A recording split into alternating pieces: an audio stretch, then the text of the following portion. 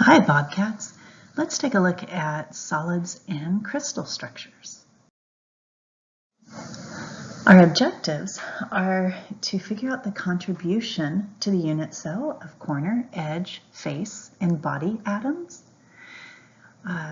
These are pretty much what they sound like. A corner atom is one that sits on the corner of a unit cell, for instance. A body atom is one that's completely within the body of the unit cell. And then we'll also calculate the empirical formula for a compound from what we see in the unit cell. Real quick review of empirical formulas. With an empirical formula, we want to show the smallest whole number ratio among the atoms. So as an example, there is a chemical compound called benzene. And if you look at one molecule of benzene, it has 6 carbons and it has 6 hydrogens. And so we would write the molecular formula of benzene as C6H6, but that's not its empirical formula. Here we're showing a 6:6 ratio of carbon to hydrogen atoms. We want to reduce that to the smallest whole number ratio. So we want to divide both of those subscripts by 6, giving us CH. So CH would be the empirical formula, which is that smallest whole number ratio, and C6H6 is the molecular formula, showing us what's actually in a single molecule of the substance. So what we'll be working with in this section is empirical formulas, and we'll get our information about the formula from the unit cell itself. All right, let's take a look at the next slide. When we're talking about solids, there are lots of different possibilities for the fundamental structure of the solid, because we have covalent bonding, we have ionic bonding, we have metallic bonding. We can have these network solids, which means you have a covalently bonded substance that does not develop into molecules, but instead has this extended three-dimensional structure. And even something that makes molecules still can form a solid by the molecules themselves lining up in fixed positions. With most solids, or with the solids we talk about the most, the particles form a crystal structure. A crystal structure has a highly organized, highly symmetric repeating pattern that extends through space to build up the three-dimensional structure of the solid. But we've got all of these different possibilities of how things can crystallize. All right, let's take a look at the next slide. When we look at how the particles are arranged in a solid, we're going to be focusing on crystalline structures, which have a regular, highly ordered repeating pattern. But it's also possible for a solid to form with the atoms all jumbled up in a random arrangement. It's almost like you're looking at the arrangement of particles in a liquid, but then all of a sudden the particles can't move past each other. So it's like we just took that liquid and froze it without allowing the particles to fall into a crystal structure. Very often when we're talking about an amorphous solid, we call it a glass. And an example of a glass is down here in the bottom, and that's obsidian, which is volcanic glass. You'll find this around volcanoes. All right, let's look at the next slide. When we try to describe that regular repeating pattern found in a crystal, we propose something called a unit cell.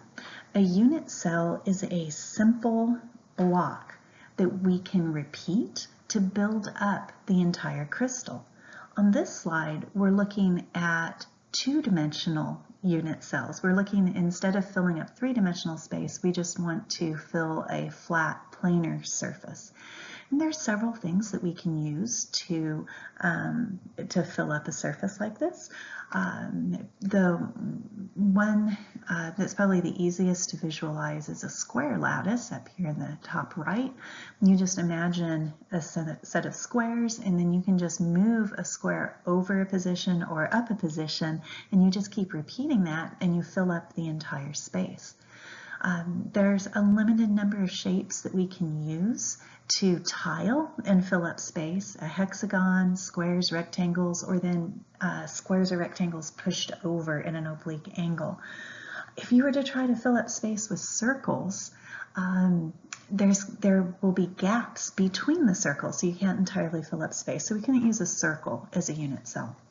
Now, I also want to point out that our unit cell is a made-up geometric shape that we impose on the crystal.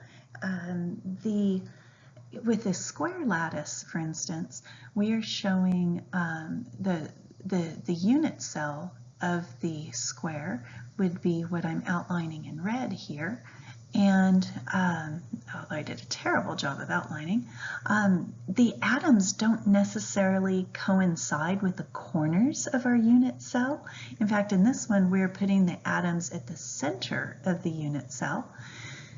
But the thing is, in every unit cell, we have this arrangement. There's an atom smack in the center. So the unit cell is kind of this theoretical construction that we use, and then the atoms can be placed anywhere within that unit cell, but they're in the same position in every unit cell. I think that will be a little bit clearer on the next slide. Okay, so on this slide, it's showing that we have this oblique unit cell where it's like a rectangle that's squished over at an angle, and we can tile that to fill up space. But within, this is the shape of the unit cell, and then within that unit cell we have two atoms. There's one here and there's one here, and there's a bond between those two atoms. And we're going to take that unit cell and we're going to just tile it through space to build the crystal structure.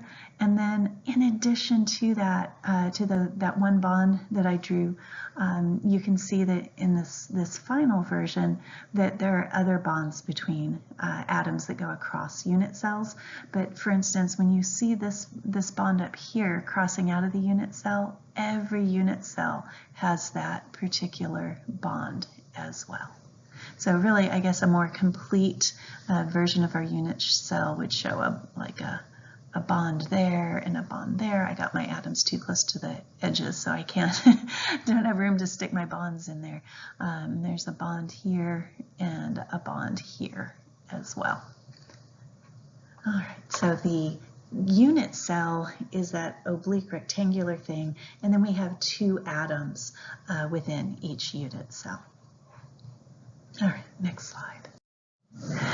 If we are talking three-dimensional crystals, which are real compounds, there are 7 crystal systems. These are basic unit cells that you can use to completely fill space by tiling these unit cells. The differences in all of these quickly get very complicated. I'm going to focus mostly on a cubic unit cell, and it is what it sounds like. It's just simply a cube. The length of all sides is the same, and all the angles in it are 90 degrees. So think of just having a bunch of square blocks, and we can just stack those blocks right next to each other to fill up space. So that's our theoretical construction, and then somehow the atoms of the compound that's crystallizing fits inside of that unit cell in the same way every time.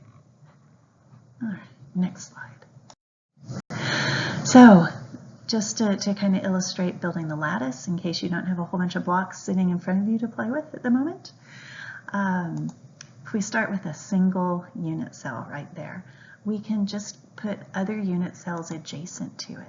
And so now that we've got these 2 unit cells adjacent, notice that those corner atoms are shared by both of those unit cells. And if we add another unit cell and another one, now some of these atoms are being shared by quite a few unit cells. If we look at the one that's in the center on the top that I just squiggled around, currently it's actually shared by 4 unit cells. But we can also put unit cells on top of this. So in the end, that corner atom is actually being shared by 8 unit cells because it sits on the corner and 8 unit cells all intersect in that one spot. But the main point I wanted to make is that to build the entire crystal structure, we will just take that exact same unit cell and just keep adding more and more just like it until we build up the entire substance. With corner atoms, like I was showing a little bit in that last slide, any corner atom is going to be shared by 8 unit cells, which means that in any one of those unit cells, only 1/8 of the atom is in that unit cell. That's an important number to keep in mind. If we have edge atoms, so that would be one that's like on the edge of a unit cell, that's actually going to be shared by 4 unit cells in the entire structure. The 2 unit cells on the bottom right and the 2 unit cells on the top right, so that's a total of 4 unit cells. So in any one unit cell, only 1/4 of the atom is in that cell. We can also have face atoms. Imagine what I was trying to draw here, and this is really hard to visualize, is something like the pip that makes the 1 on a die. So this yellow atom is supposed to be just smack in the middle of the face of a unit cell, and so that's going to be shared by 2 unit cells. So half of the atom is in each unit cell. And then body atoms, this is almost impossible to draw coherently. Just imagine that that yellow atom is completely within a unit cell. So that means that that one atom contributes to, or the entire atom contributes to a unit cell. So here's the summary table. You really need to know the numbers in this last column. For me, it's hard for me to think of it in terms of the fractions. It's much easier for me to think of it in terms of the middle column, that a corner atom is shared by 8, therefore 1/8 of the atom is in a single unit cell, or that a face atom is shared by 2, so half of that atom is in a single unit cell. But the numbers in this table are really important for the example problems that we're going to do.